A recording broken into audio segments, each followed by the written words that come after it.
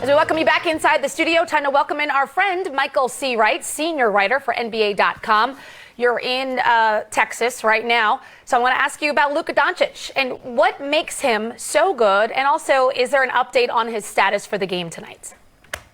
Well, there is no update as of right now because here in about the next 15 minutes, Rick Carlisle is going to address the media. He comes into this game questionable. And as far as what makes Luka so good, I mean, you see it.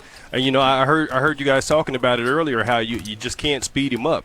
And that makes it really tough on opponents. And not only that, I mean, this is a guy that has played professional basketball for a long time. So it's not like, I mean, I know the NBA is a totally different level, but it's not like he hasn't seen this. It's not like he hasn't had to deal with the, you know, the grind of a long season. So he's done all this. And right now, you know, I was just talking to one of the beat writers for the Mavericks, and I'm like, dude, they need to rest this guy because, you know, he's got the right or the left thumb, the right wrist. He's got ankle stuff. You know, he's got all kinds of, you know, he's really banged up right now.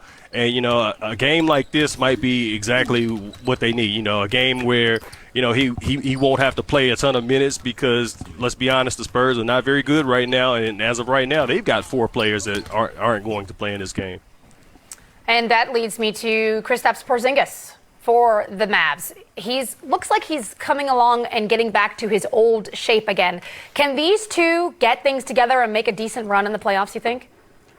I think so. And I also think that opponents really haven't seen enough of KP and Luka doing their thing to sort of adjust to it because, you know, like here in the last 5-10 games or so, the Mavericks have been playing KP a lot at the 5. And Rick Carlisle recently said that Kristaps Porzingis is the future of what the 5 is going to look like in this league, and I think that's certainly the case. I think he's playing the best ball of his career right now, and you know, we got to remember that, you know, he's coming off that knee injury that made him miss a whole season. So, you know, I think that the Mavericks will end up being a very tough out in the playoffs because KP and Luka are really going to get it going. They will. Michael, my question is about the San Antonio Spurs. 22 years in the playoffs. They're not mathematically out, but it's a good chance they don't make the playoffs. Has the Spurs brass wrapped their head around not making the playoffs, and has there been any reaction that you can speak about? Well, you've been around this franchise, and you know how they get down. They're never out. They're never out. But I will tell you this: that internally, I think that this organization prepared for a season like this. You know, a lot of people don't know this, but, you know, over the offseason, they totally revamped the organization. They changed the whole structure of you know, the front office and everything. And so they were prepared for what might happen, you know, that, hey, this might be a rebuild year. But, you know, the Spurs, they always want to win. And obviously, you know, this is a small market franchise. And for a small market franchise, you know, those 22 straight years of playoff appearances, those were big in terms of ticket sales, and that was, you know, that was revenue that this franchise could rely on year in and year out, and now you don't have that. So there's definitely some concern within the organization, and, you know, they're going to get back to where they've been ASAP. That's the plan right now. Michael C. Wright, we appreciate your time. Thank you so much. And just to put things in perspective about that 22-year run, Luka Doncic wasn't even born yet. The last time the Spurs were not in the playoffs. Wow. That's insane. Thank you, Michael. Appreciate your time. Gentlemen. Me either. I wasn't born either. That's right. Let's all get on that bandwagon. Yes. All right, whatever you say. I'm going to roll with you. Okay, let's start with 22? You, Brendan. Huh? Mavs, you won a championship with that team. You know Coach Carlisle very well and how strategic and smart he is with the basketball. What are your expectations for this Mavericks team as we head into the playoffs? I think if you're a team in the upper half of the Western Conference, you have to be scared of these Mavericks because you understand you have a championship-level coach in Rick Carlisle that understands schemes and what are you supposed to do to win big-time games. And then at the same point, they have 2 young studs. Luka Doncic is good enough to win a playoff series.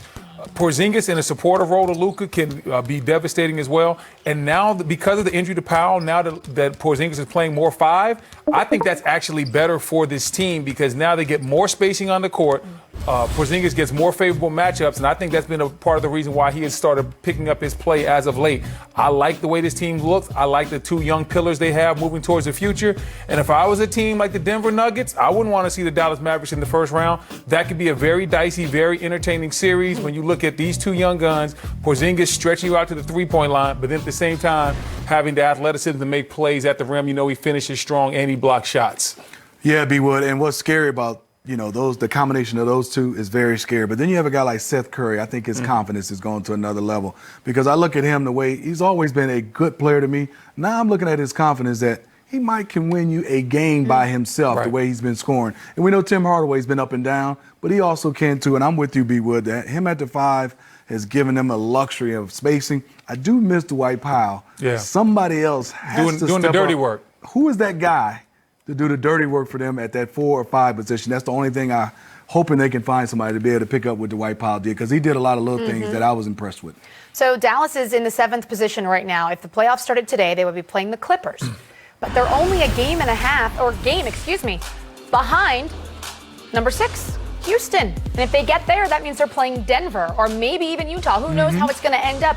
6 is a lot more favorable than 7, especially this season. 6 is definitely a lot more favorable because if you get a matchup against Utah or Denver, if you're the Dallas Mavericks, I know they won't come out publicly and say it, but that's a more winnable first-round playoff matchup. That's a matchup where you think, you know what, we're just as good as this team. We can go out there and beat this squad, especially if Luka raises his level. And that's what great players do.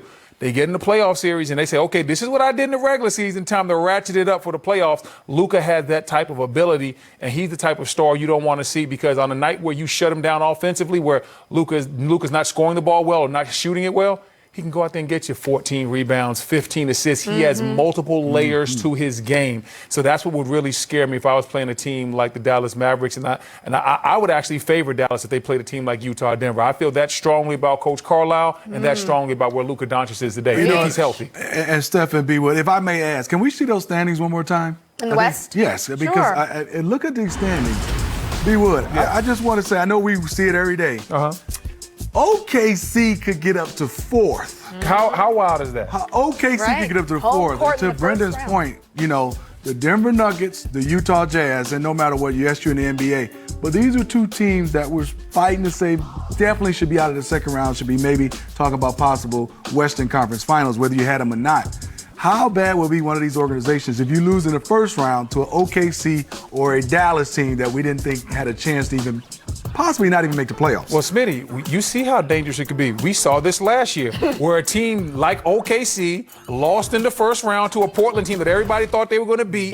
Dame Lillard hit the shot that ended that franchise at that moment. Well, not going to say ended it. It reshaped the franchise because they're playing well right now, but that shot sent Paul George and Russ to different teams. And so we see it.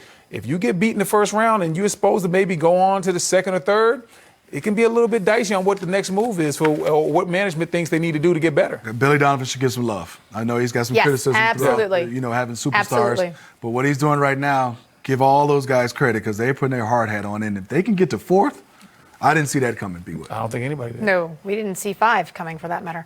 All right. The warm-up will continue. We still have a lot to talk about.